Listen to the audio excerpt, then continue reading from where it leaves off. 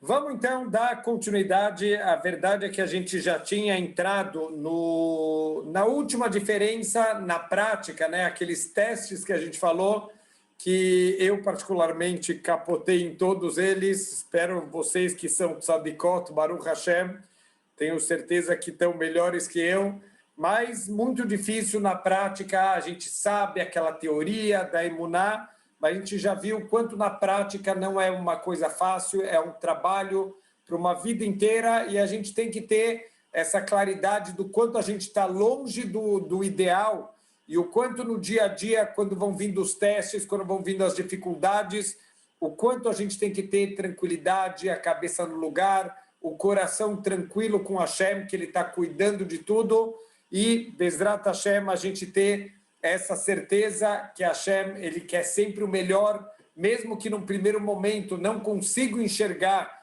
o quanto isso está sendo benéfico na minha vida, mas a gente tem que saber, em última instância, Hashem, Ele controla tudo, sempre de uma maneira positiva, sempre para o nosso bem.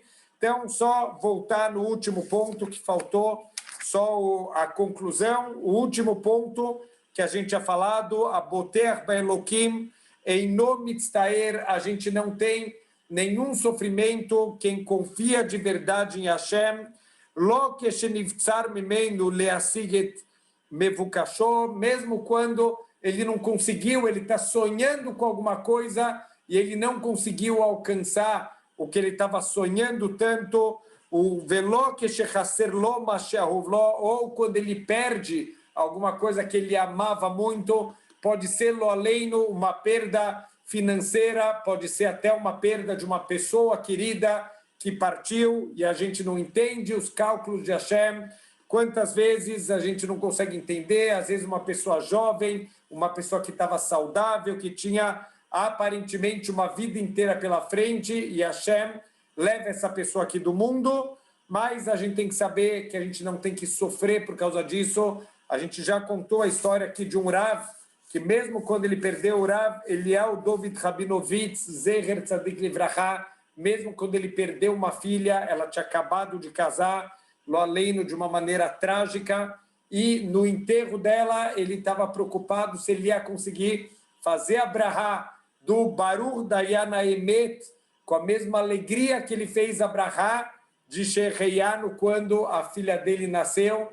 Então, assim, a gente tem que trabalhar, um trabalho de uma vida inteira para a gente não sofrer. E uma das coisas principais é a gente saber que a gente tem uma limitação muito grande de realmente enxergar, de entender a grandeza de Hashem, e Ele conhece o passado, o presente e o futuro, e sempre o que Ele faz é o melhor para a nossa vida, mesmo que num primeiro momento a gente não consegue entender. Vamos só conectar um pouquinho com a história de Purim. A ideia principal que está por trás da história de Purim, e isso tem muito a ver com Emuná, é um dos trabalhos, e por isso que é uma época de tanta simcha. Quando a gente tem Emuná, a gente tem simcha automaticamente. Então vamos pegar a história de Purim.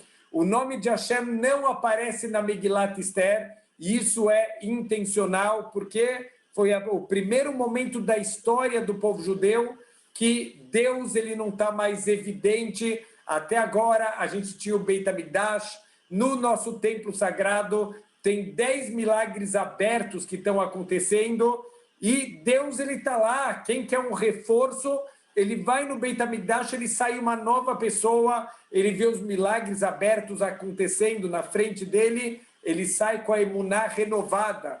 Mas começou o exílio, veio Nebuchadnezzar, o Nabucodonosor, e destruiu o nosso Beit HaMikdash. A verdade é que não foi ele que destruiu o Beit HaMikdash, a gente tem que estar com isso muito claro na nossa cabeça. Está escrito no Talmud que os romanos, quando eles destruíram o segundo Beit HaMikdash, eles moeram farinha moída, nosso Beit HaMikdash espiritual. Quem destruiu fomos nós mesmos, através do Lashon Hará, através do Sinat Hinam, do ódio gratuito. Também na época do primeiro Beit HaMikdash, infelizmente, tinha idolatria, tinha relações proibidas, tinha assassinato. Em Maseret Sukkah, no Tratado de Sukkah, olha o que a Mishnah, no último capítulo do Tratado de Sukkah, A Mishnah ensina para a gente que eles faziam Avodah Zará dentro do Beit HaMikdash. Então, olha que incrível, infelizmente, a queda que eles tiveram. Quem destruiu o Beit HaMikdash fomos nós. E veio Nebuchadnezzar, ele destruiu madeiras e pedras, mas quem destruiu espiritualmente o Beit HaMikdash foi, infelizmente, Am Israel, e a gente precisa agora começar a reconstruir. O povo judeu está no exílio, está tudo escuro, Deus está oculto agora, então toda a história de Purim é para ensinar como a gente deve viver a vida quando Deus ele não está mais tão evidente, quando Deus não está mais revelado, quando não tem mais milagres abertos acontecendo o tempo inteiro, que é a nossa vida. Hoje em dia, a gente sabe que Deus está aqui, mas a gente não consegue ver Deus de uma maneira tão aberta como antigamente os nossos antepassados conseguiam ver na época do nosso Beit HaMikdash. Então, o nome de Deus, ele não aparece na Megilá, mas a gente vai prestando atenção. Deus está em todos os lugares, em todos os acontecimentos, em todos os detalhes. Existe uma transmissão oral dos nossos sábios que toda vez que está escrito na Megilá, Melech Ahasverosh, o rei Ahasverosh, a Megilá está falando sobre o rei Ahasverosh, mas muitas vezes está escrito o rei. Então, por exemplo, Balailahu, naquela noite que começou a mudar toda a história do povo judeu, na Dedash Natameler, o sono do rei foi balançado. Qual rei? O rei dos reis, Hashem. Hashem, ele estava, entre aspas, dormindo, que nem o povo judeu estava dormindo, e naquela noite o povo fez tefilot, o povo rezou, em especial as crianças, Tinokot Shel Beit Rabban, as crianças, elas rezaram para Deus, elas choraram para Deus, isso sacudiu o Shamayim, isso sacudiu o céu, e Deus teve misericórdia e começou naquela noite todo naforro, toda virada de mesa que acabou salvando o povo judeu, e o Aman e todos os seus 10 filhos, Rechaim, os perversos, foram enforcados, a justiça foi feita, os judeus comemoraram, e a gente tem um feriado agora, a gente tem uma festa, uma comemoração para recordar esse dia. Então, se a gente parar para pensar, vamos imaginar a situação do povo judeu. Tem um decreto que foi o Aman decretou, a pessoa mais poderosa abaixo do rei, o primeiro-ministro, ele faz um decreto de extermínio no dia 13 de Adar de todo o povo judeu. E, fora isso, o Aman acabou de construir uma forca de 25 metros de altura para pendurar Mordecai. Parece que não tem salvação. Naquela noite, o Aman ele vai pessoalmente pedir autorização para o rei Ahasverosh para enforcar o Mordecai. E termina o capítulo. Que desespero, olha que escuridão, que dificuldade.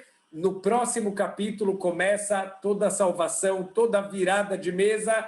Incrível, o Aman vai ter que puxar o cavalo, levando Mordecai, vestido com as roupas do rei. Depois disso vai ter o banquete, a Esther vai contar para o rei que o Aman quer destruir o povo judeu, e vai começar toda a virada, num estalar de dedos, vira toda a história. Se a gente começa a pegar a Megilat Esther, sem falar o Rav Chaim Shmulevitz, Zeher Tzadik Livraha, uma história que levou anos para acontecer. A gente lê a Megilat Esther como aconteceu em 2, 3 meses a história. Foram anos, desde que o Ahasverosh chegou no poder e ele fez a festa dele, já era o 3º ano do reinado, e depois teve mais um tempo, até que ele trocou de rainha, veio a rainha Esther, o Aman, ele faz o decreto, tudo vai acontecendo, o tempo está passando. Então foram anos, foram 11 anos de história da Megilat Esther. Então Rav Chaim Shmulevitz, ele fala, todo mundo poderia escrever uma Megilat Esther da sua própria vida, se ele conseguisse conectar, uau, aquele acontecimento que eu não tinha entendido por quê, e esse e mais esse, a gente vai juntando. Se a gente parasse para refletir, a gente ia poder escrever uma Megilat Esther da nossa vida. É isso que é emuná, saber que agora você não está entendendo por que está acontecendo isso, e aquela dificuldade, e essa dor, e esse sofrimento, mas quem tem emuná shleimá, ele não sofre, ele não fica mal. Por quê? Porque ele sabe que tem uma mão que está controlando tudo. Aconteceu há muitos anos, teve uma pessoa chamada Alan Funt, ele criou um programa de televisão chamado Candid Camera, o famoso câmera escondida. Smile, you are on Candid Camera, dá um sorriso que você acabou de aparecer na televisão. Eram situações terríveis que a pessoa passava, eram testes que pegavam pessoas desprevenidas no meio da rua, uma pessoa vestida de gorila vinha e começava a perseguir a pessoa no meio da rua, a pessoa ficava desesperada. No final, ele via que era tudo uma encenação, tem um diretor que está lá por trás de tudo. A gente tem que lembrar, todo esse mundo aqui é uma grande encenação, tudo aqui é um grande teatro. Purim, ele é, na verdade, um teatro que Deus, ele acende a luz no final e a gente começa a entender todos os atores, que tudo que todo mundo está fazendo, na verdade, é de acordo com o seu script, mas tudo é para o bem, tudo está levando para coisas melhores, mesmo que agora parece que a gente está numa situação difícil, confia no Criador do mundo, porque ele tem um plano, ele está dirigindo aqui naquela câmera oculta. Por que a pessoa se desespera? Porque ele não entende que tem alguém por trás que está controlando toda a situação. É por isso que ele fica desesperado, mas se ele soubesse que tem alguém por trás, ele ia ficar tranquilo. Certa vez, esse criador do Candid Camera, o Alan Funt, ele estava num avião e esse avião foi sequestrado. Então, lá nos Estados Unidos, estava indo de uma cidade para outra, sequestradores queriam desviar esse avião lá para Cuba. E quando anunciaram, os sequestradores anunciaram no alto-falante o sequestro, as pessoas viram que o Alan Funt, ele estava naquele voo. Todo mundo achou que era uma câmera oculta, todo mundo começou a bater palma, todo mundo estava feliz da vida. Baruch Hashem terminou sem feridos, sem pessoas que passaram mal, porque o único que estava preocupado de verdade era o próprio Alan Funt, porque ele era o único que sabia que não era câmera oculta, que realmente estava acontecendo aqui um sequestro. A gente tem que viver a vida como se a gente estivesse na câmera oculta. Quando vê uma dificuldade, smile, dá um sorriso, a gente está na câmera oculta, Deus está filmando, Deus está controlando tudo, Ele quer ver a nossa reação, como você vai lidar, como você vai reagir quando vier uma dificuldade na tua vida. A pessoa que tem emuná, ele não sofre, ele não fica mal, ele não fica tenso, já pensando nos problemas do futuro. O Keshem Shehu Boteach Ala Elokim She'arich Lo Et Chayav, da mesma maneira que ele confia em Deus, que Deus vai dar vida longa para ele. Kahu Boteach Alav Sheyasmin Lo Yachad Im Chayav Gam Et Parnasato Ved Mezono. Ele sabe que aquele que dá vida também vai dar o sustento. Ele não te deu sustento até hoje, Baruch Hashem, ele vai continuar te dando. Não precisa ficar sem dormir por isso, não precisa ficar preocupado, começar a ter úlcera, porque Deus, ele vai cuidar e ele vai mandar para a gente tudo o que a gente precisa. A pessoa que lo aleino não tem emuná, o doego mitztaer al masheu lo memale karaui et rovotav klapei abore, perdão, a pessoa que tem emuná, a única coisa que ele vai estar preocupado, e ele realmente, isso pode tirar o sono dele, se ele está fazendo o que ele veio fazer aqui nesse mundo, a parte espiritual, a construção da alma dele. É isso que preocupa uma pessoa que tem emuná, o sustento dele, coisas aqui do mundo material, ele entrega na mão de Hashem e ele dorme tranquilo porque ele sabe Hashem vai mandar tudo o que ele precisar na vida. Então, a gente não tem que ter essa preocupação. Se a gente está muito preocupado o tempo inteiro, quando nasce uma criança, a pessoa já está pensando, e quando for colocar na escola, e quando for casar, e quando for arrumar emprego, e como que vai ser? Calma, calma, a criança acabou de nascer, não é a hora da gente já ficar sem dormir para isso. Quando chegar o momento da gente lidar com os problemas, a gente vai lidar. E da mesma maneira que Baruch Hashem, até hoje, a gente conseguiu resolver os nossos problemas, também daqui para frente, Deus vai dar para a gente todas as ferramentas que a gente precisa para resolver tudo na nossa vida.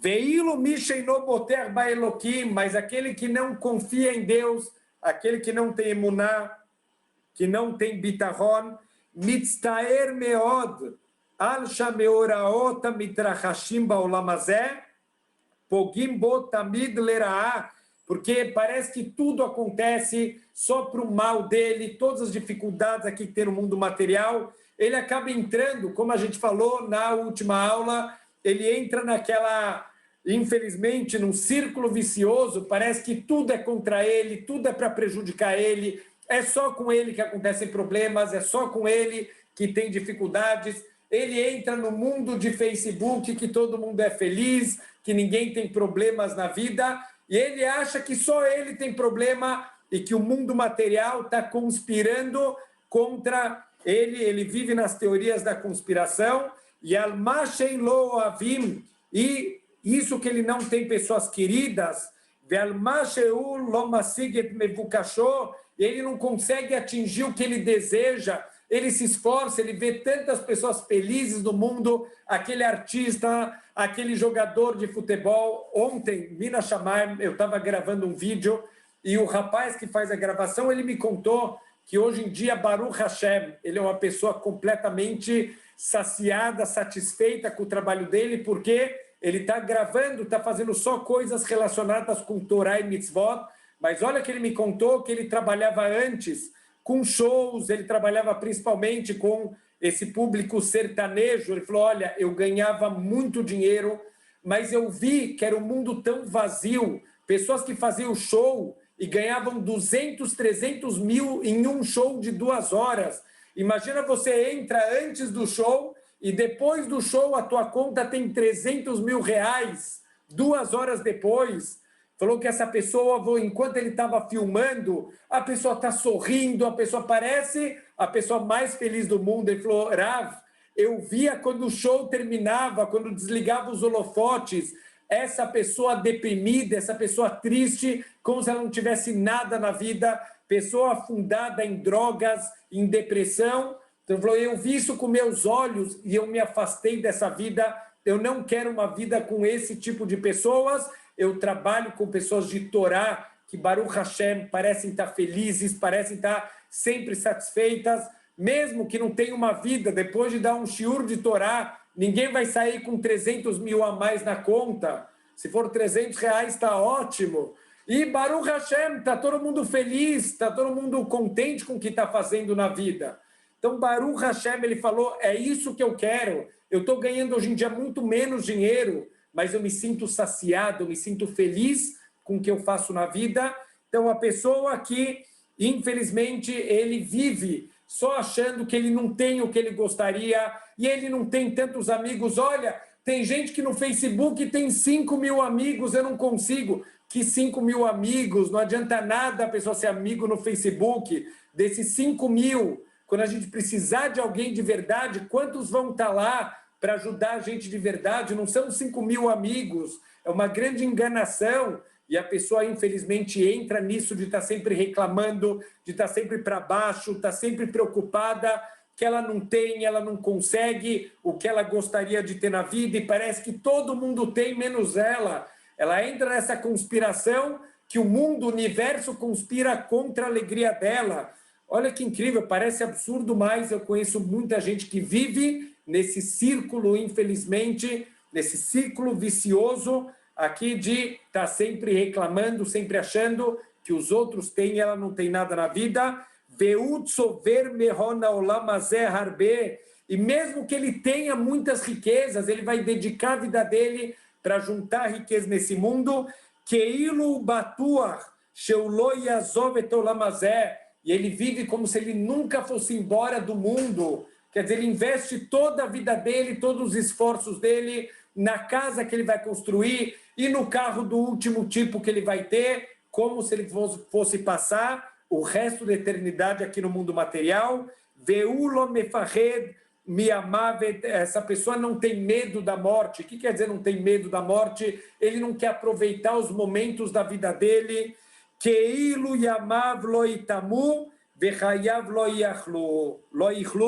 Como se o tempo dele não fosse acabar e a vida dele nunca vai ter fim. A gente vive, infelizmente, como se a gente fosse viver para sempre. Não aproveita a vida da maneira como tem que ser aproveitada. Isso é uma herança, infelizmente, uma herança maldita que a gente tem dos Yevanim, dos gregos.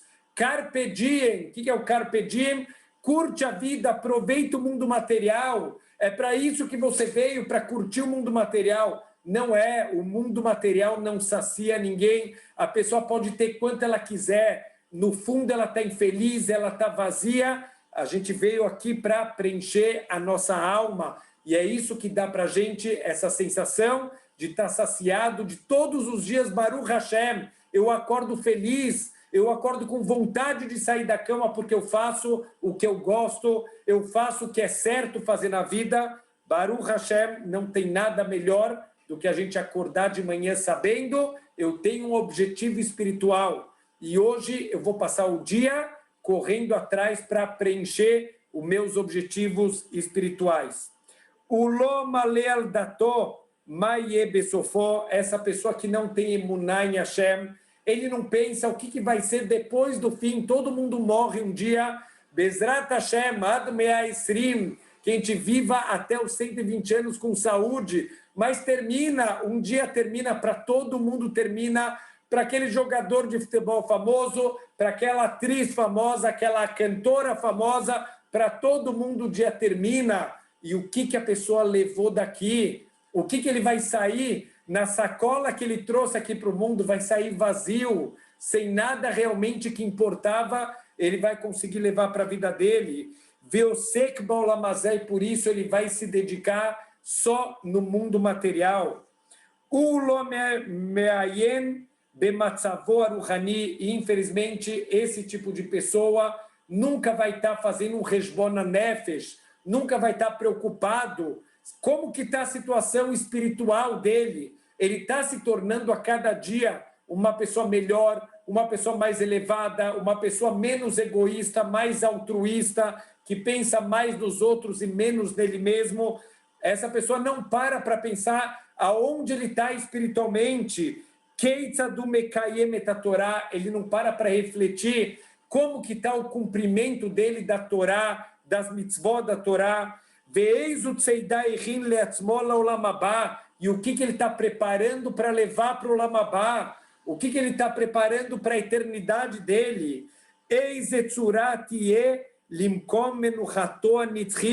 Que forma que vai ter, o que ele está construindo para a vida eterna dele. Quer dizer, cada bom ato que a gente faz, a gente sabe que é um tijolo que eu estou construindo para a minha eternidade.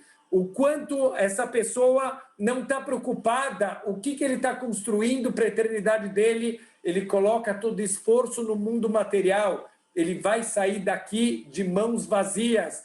O kittel, aquela roupa que a pessoa é enterrada, não tem bolso no kittel. Por quê? Porque a gente não leva nada desse mundo, não adianta dedicar a vida inteira só para o mundo material, a pessoa vai sair daqui completamente vazia. והביטחון שיש לו שיאריך ימים בעולם הזה גורם לו תאוות מידי לענייני עולם הזה. Isso que a pessoa acha que ele vai viver muito nesse mundo faz com que ele tenha cada vez mais desejos, ele quer cada vez mais prazeres do mundo material. A gente vê hoje em dia, é impressionante, a gente vai no supermercado, antigamente tem 2 tipos de suco, tem 2 tipos de molho de tomate. Hoje em dia a gente vai no supermercado, a gente não consegue mais escolher. A gente quer comprar uma impressora, tem 25 mil tipos de impressora. A gente quer comprar um celular, você não sabe qual comprar, tem tanta opção, tem tantas coisas sendo oferecidas. Isso é o olamazé, o mundo material, querendo enganar a gente, que é isso que a gente tem que dedicar a nossa vida. Veloquer mimeno etacheshek lasok beninei aolamabá. E, infelizmente, isso rouba da gente a vontade de se ocupar com o mundo vindouro. Isso rouba da gente a claridade que a gente não veio aqui para juntar o mundo material. Eu preciso do mundo material, mas, Bezrat Hashem, a gente não pode estar preso no mundo material. Olha que incrível! Daqui a algumas parashiot, a gente vai ler uma paraxá chamada Paraxá Shemini, que fala sobre kashrut, os sinais para um animal ser kasher. Então, para um animal que vive na terra, ele ser kasher, ele tem que ter 2 sinais. Ele tem que ser ruminante e ele tem que ter o casco fendido. Então, óbvio que a kashrut é um rock, é uma mitzvah que a gente não consegue entender qual é a parte intelectual que está por trás dessa mitzvah. Isso, coisas que Deus entende, mas a gente não tem esse entendimento, mas tem detalhes da kashrut que ensinam para a gente como viver a vida. Olha os 2 sinais, tem que ser ruminante e tem que ter o casco completamente fendido.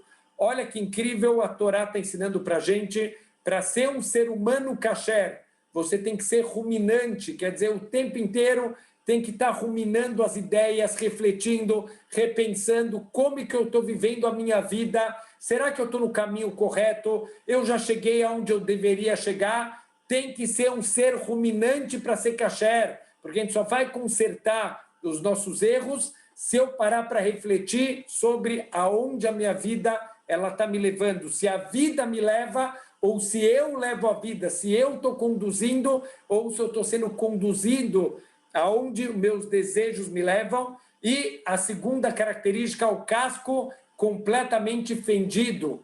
Então, olha que incrível, quando a gente está com o casco fendido, mesmo que o animal está apoiado no chão, mas ele não se apoia completamente, ele se apoia de leve no mundo material. Assim também vive o mundo material, mas não se apoia completamente, não vive para isso. Bezrat Hashem, a gente vai usar o mundo material mais para a gente chegar no nosso objetivo. Vekasher morihimoto, o melamdimoto, e quando a gente tenta chamar atenção, a gente tem que cumprir essa mitzvah de oraita, de oreach torriach retamiterra, chamar atenção de uma pessoa, se você tentar chamar atenção, ensinar para ela, Omrim lo, a pessoa responde para a gente, Ad matai titalem milachshov, ala tzeida, shealecha leachin lecha, ve'ala matzav mekom menuchatecha. Quando a gente questionar ele, quando você vai começar a juntar coisa para levar para o mundo vindouro? Quando você vai juntar as provisões para a tua vida eterna? Olha o que ele vai responder. As ruone, acheieli dei parnassati,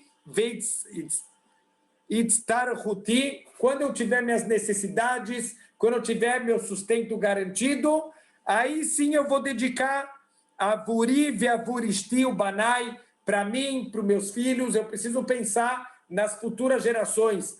Tá para nascer uma geração trilhardária, porque olha só, os nossos antepassados, sempre alguém trabalhava pensando nos filhos. Então, se todo mundo trabalha pensando nos filhos, vai nascer aí algum filho trilhardário que vai herdar a bolada aí armazenada em todas as gerações anteriores. Todo mundo trabalha pensando no filho, e esse filho também trabalha pensando no filho, e cada um está pensando no filho. Então, aquele dinheiro guardado para o filho deve estar sendo acumulado para alguma geração trilhardária que vai surgir lá para frente. Então, ele fala, Bezrat Hashem, quando eu tiver o suficiente, aí eu vou me dedicar para o espiritual, Ad Sof Yameinu, até o final dos meus dias. Quando eu tiver o meu sustento garantido, eu vou estar tranquilo das preocupações do mundo material. E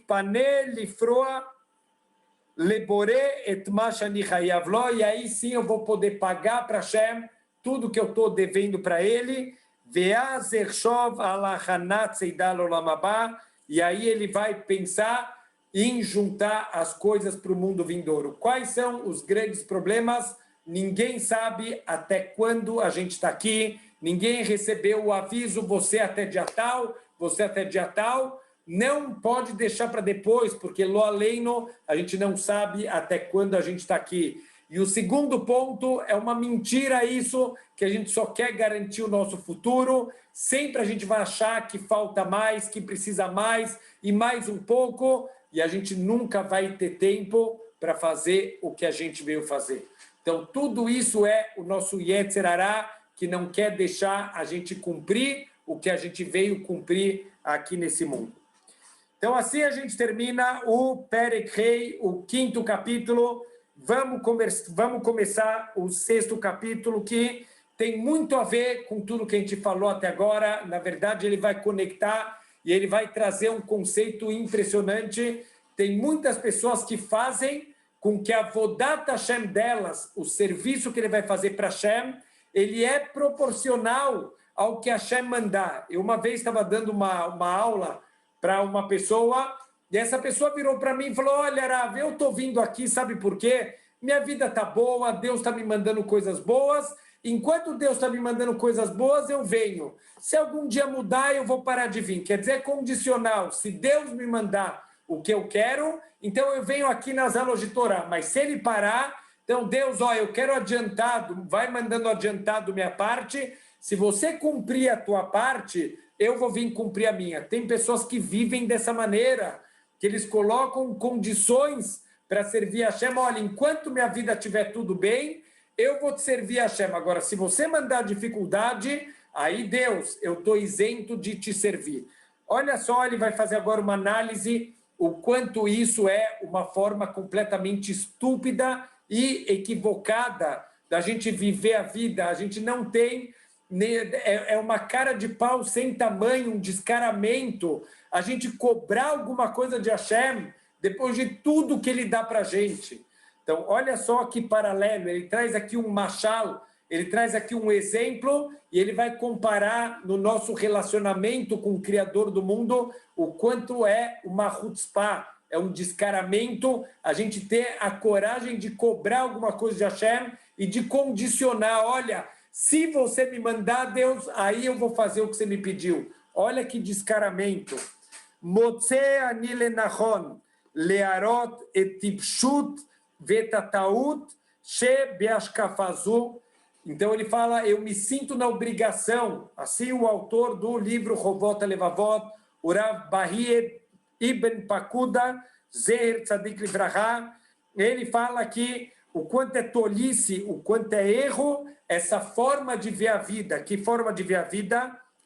Alidei Sheva Pirhot, ele vai trazer 7 questionamentos que essa forma de ver a vida, de pensar, olha, primeiro deixa eu me garantir, deixa Deus me mandar tudo o que eu preciso, e aí sim eu vou servir Ele, aí eu vou fazer o que eu vim fazer aqui, aí eu vou cumprir Torá e mitzvot.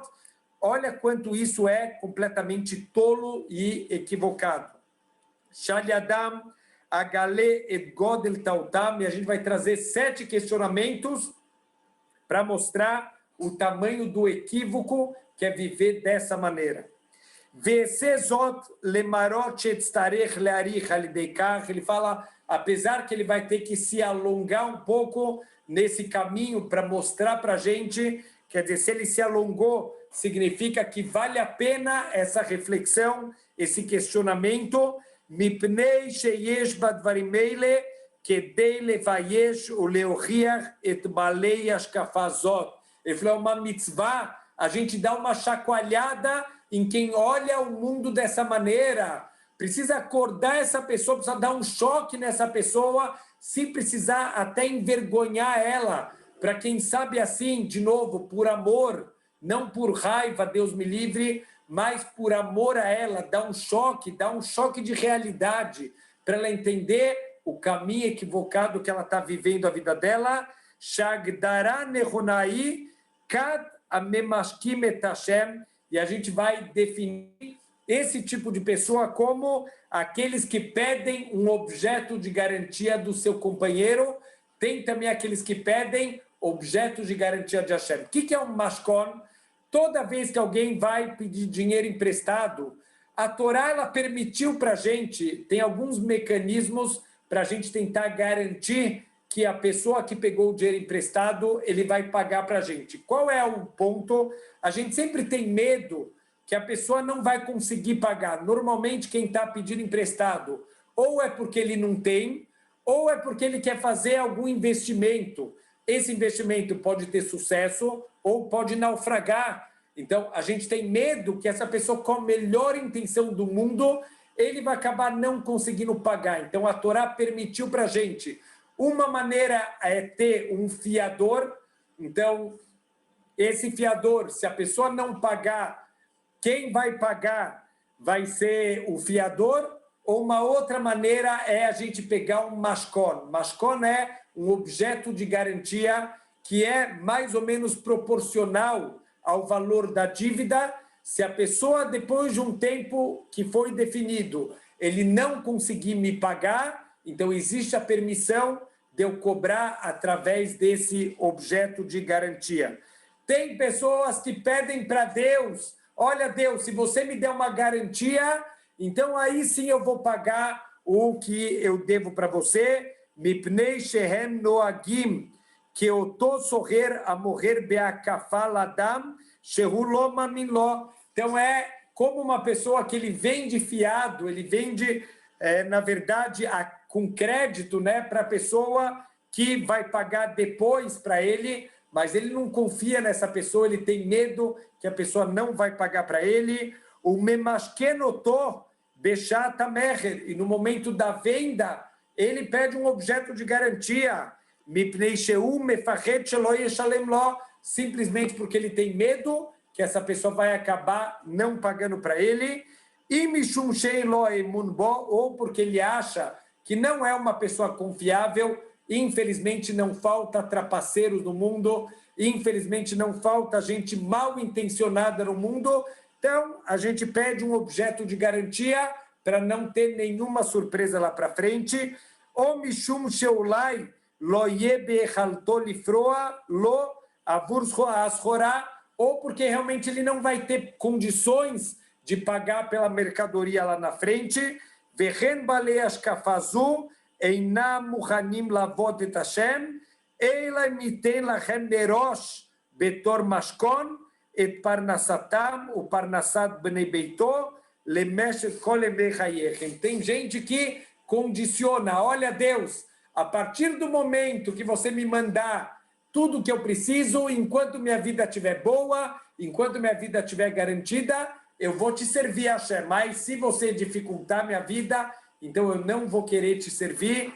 Infelizmente, como a gente já falou, eu conheço pessoas que de boca cheia falam, enquanto a Torá está me ajudando, eu vou seguir, mas se vier uma dificuldade, se eu sentir no momento que a Torá não está mais me preenchendo, eu vou largar o cumprimento da Torá e das mitzvot.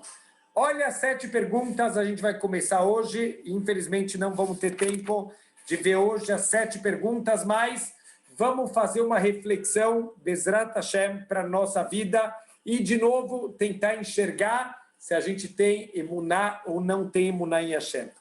A Pirha Rishoná, o primeiro questionamento, Sheishna aladam amistayech lekadzuhi, que isso se aplica para uma pessoa que está nesse grupo daqueles que pedem, que exigem de Hashem, antes de eu te servir, Hashem, eu quero que você me dê alguma coisa de garantia.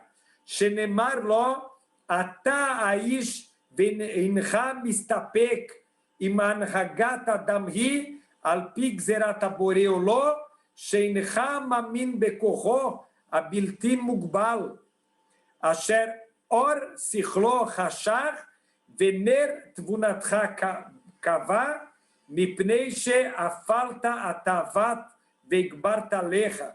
Olha que incrível, a pessoa que vive dessa maneira, o Rovota Levavota definindo que essa pessoa escureceu o intelecto dela, ela permitiu que o Yetzer Hará, ele consiga controlar o intelecto dela. Se alguém chegou nesse nível de condicionar se ele vai fazer o que é certo ou não, ele vai condicionar se Deus mandar para ele antes tudo o que ele precisa, todo o sustento dele, é um sinal que essa pessoa foi completamente dominada pelos desejos materiais dela.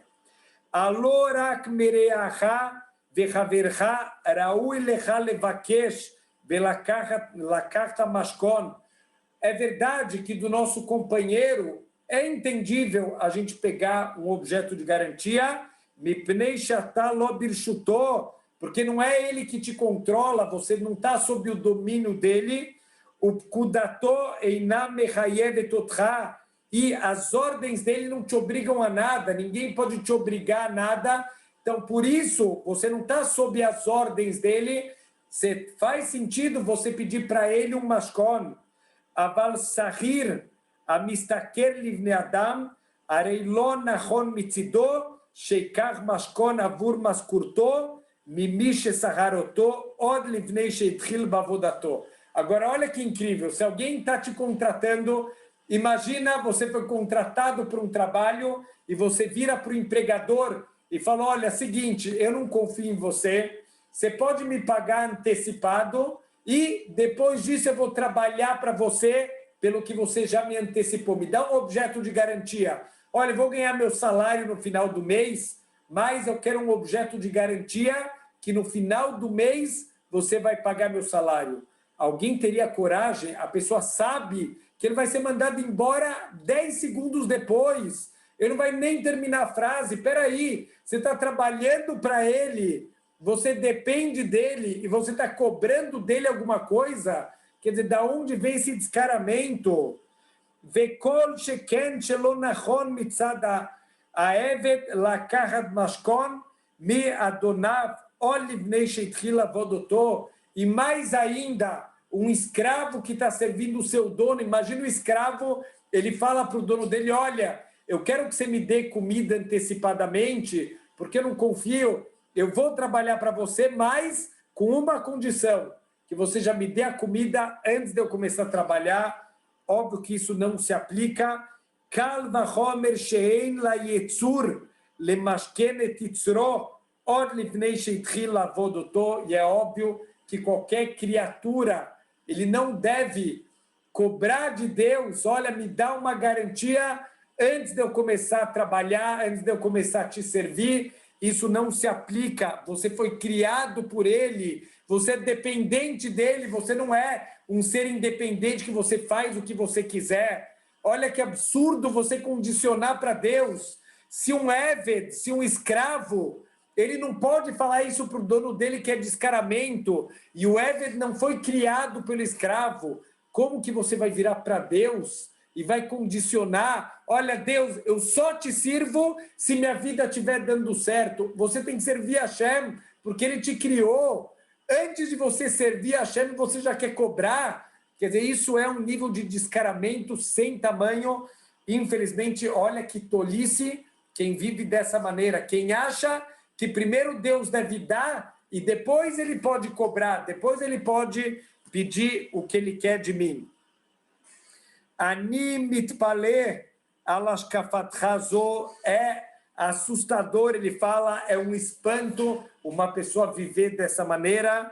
Shearei mai mavodato sheleved ladonav almenat sheifralo etzharo ahar avodato, que tudo bem, dá para entender o trabalho de um Eved para o seu dono, um Eved que está trabalhando, um escravo que está trabalhando para o seu dono, em contrapartida que ele vai ganhar o alimento dele, que ele vai ganhar um lugar para morar.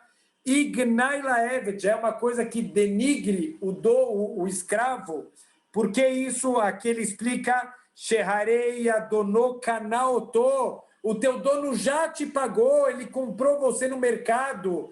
Então a gente sabe, a gente leu sobre o Eved Ivri, aquele escravo judeu, por exemplo, alguém que não tem dinheiro para se sustentar e ele vai se vender. Então aquela pessoa que é o dono dele já pagou por você. O que você está cobrando um objeto de garantia para alguém que já pagou pelo teu trabalho? Veshile merosh avuro veavur avodató, e a pessoa já pagou antes de você começar a trabalhar, ele já pagou por você e pelo teu trabalho. Velo magia imken laeved kol sahar nosaf avur avodató, e ele já não mereceria mais nada, porque o dono já pagou pela compra do trabalho desse Eved. Então, quer dizer, esse dinheiro já foi dado, e esse Eved, esse escravo, não pode cobrar nada. Vekol sheken shegnayulanu levakesh sahar alavodateinu meakadosh baruhu. E pior ainda, alguém cobrar de Deus. Deus, cadê minha recompensa? Uau, olha quanta coisa Deus já te deu.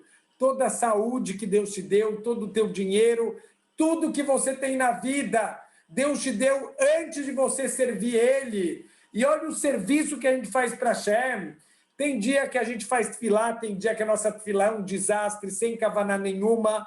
Tem dia que, infelizmente, a gente faz brachot sem kavaná. Tem dias que a gente não tem vontade de estudar, de fazer o que Hashem pediu, e a gente ainda se acha em posição de cobrar Hashem. Deus, cadê o que você me prometeu? Antes da gente trabalhar, a gente já está cobrando de Hashem.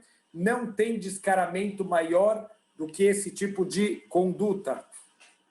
Segunda forma, segunda pergunta para esse tipo de conduta. Perdão, Moshe Amru Chachamenu Zal, como falaram os nossos sábios, Al tiyu kavadim ameshamshim etarav al menat lekabel pras. Não seja como um escravo que serve o seu dono para receber recompensa. Inken mikol sheken shaeved lo yaiz panav levakesh mashkon al parnasato od livnei sheyatzil bavodato. Então, muito mais, um ser humano não pode ser descarado de cobrar de Deus, de condicionar nada para Deus. O Bedome Lazé itbate a pasuk alashem tigmeluzot. É assim que você paga para Hashem. Amnaval velohacham. Um povo vergonhoso e um povo que não é sábio. Alou avirra caneha. Uasha vironeneko. Deus que te fez, Deus te criou, Deus que te deu todas as coisas boas, te estabeleceu na vida, e você vem cobrar dele, com que cara você vem cobrar Hashem, depois de tudo que ele já te deu, antes de você começar a servir ele. Então, Deus nos livre a gente ter essa postura de estar cobrando de Hashem. Por que Deus me faz isso? Por que Deus não me faz aquilo? A gente está cobrando dele. Se a gente fizesse uma autoavaliação, como está minha vodata Hashem, como eu estou servindo Hashem, como eu estou fazendo as coisas, será que a gente está fazendo da maneira correta? Será que a gente realmente está numa posição de poder cobrar de Hashem?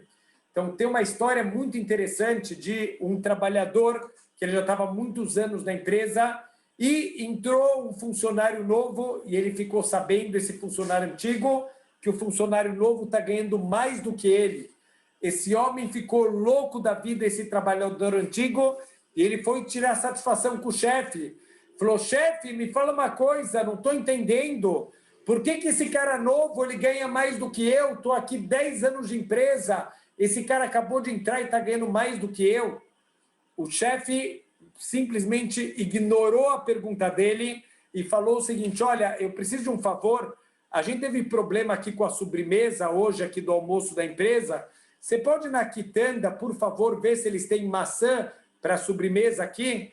Então o homem vai, ele volta, quando ele volta o cara pergunta para ele, e aí? Ele falou, olha, eles falaram que eles têm maçã suficiente. Ele falou, mas você perguntou quanto custa?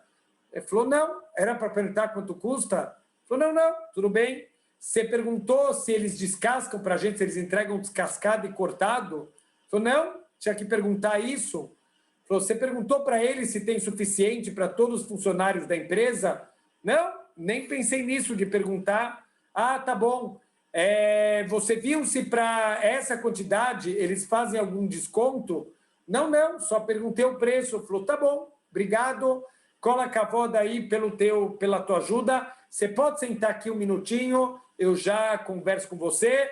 Naquele momento ele pegou lá o telefone, ligou para o funcionário novo, chamou ele na sala, falou, por favor, a gente está sem sobremesa, você pode, na quitanda aqui do lado, ver se eles têm maçã? Então o homem volta depois de 10 minutos, com papel, tudo anotado. Olha, eles têm maçã. Eu perguntei, eles já entregam tudo descascado, fatiado. Eu perguntei se eles podem entregar aqui para ninguém ter que buscar. Eles falaram que tudo bem. E eu ainda fiz uma pechincha, como é para a empresa inteira, é uma quantidade grande. Então ele falou que ele ainda dá 10% de desconto. E caso o senhor queira, eu também pesquisei, fora a maçã, eu pesquisei a melancia, eu pesquisei a laranja. Tem outras opções. Está aqui 5 opções de sobremesa. todas elas, se a gente virar cliente, eles vão dar um grande desconto daqui para frente e está tudo verificado, é só o senhor dar um telefonema, eles já entregam em 15 minutos, tudo pronto para o nosso almoço.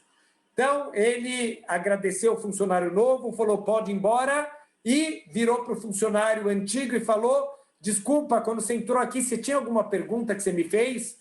E o funcionário envergonhado falou, não, chefe, não era nada importante, obrigado. Então, quer dizer, será que a gente tem cara de pau de cobrar de Hashem? Alguém pode levantar para Deus e falar, Deus, eu já fiz a minha parte, me manda o que eu mereço? Será que a gente merece? Olha quanta bondade Deus faz para a gente o tempo inteiro, toda a comida que a gente tem, o nosso corpo saudável, tudo que a gente precisa, da nossa família, os nossos amigos. Será que a gente faz uma vodá que a gente merece isso? Ou tudo isso já é bondade de Hashem? Quem pode levantar as mãos para Deus e falar, Deus, eu fiz tudo o que eu precisava fazer? Então, Deus nos livre, a gente não tem nível para cobrar nada de Deus. A gente tem que ser agradecido, a gente tem que pedir com humildade, não ficar cobrando de Hashem. A gente lê no deserto o povo, aquele Am Ksheoref, aquele povo de pescoço duro, um povo obstinado, que reclama o tempo inteiro. E a gente fica pensando, gente, que absurdo. Como alguém tem tudo na vida e reclama como aquela geração? A gente faz igual. A gente está o tempo inteiro reclamando. Se está calor é porque está calor. Se está frio é porque está frio. Se chove é porque choveu.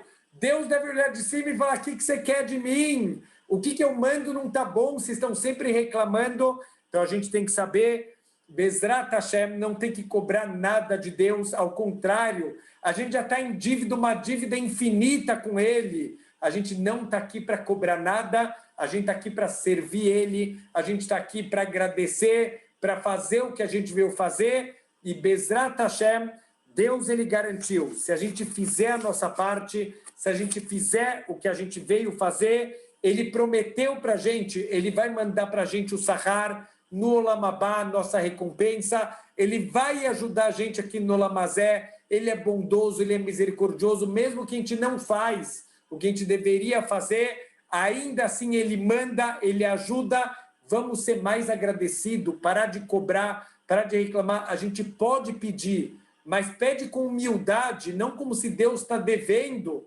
pede como se você está devendo, como um Eved, que quando ele pede para o dono dele, o dono já pagou por você, você não tem nada para cobrar dele, Bezrat Hashem, pede com humildade para ele, e Hashem vai mandar tudo o que a gente precisa, e a gente vai se tornar pessoas mais agradecidas, que a gente sabe que pelos nossos atos a gente não merece nada, tudo que Hashem manda é uma grande bondade. Shavua Tov.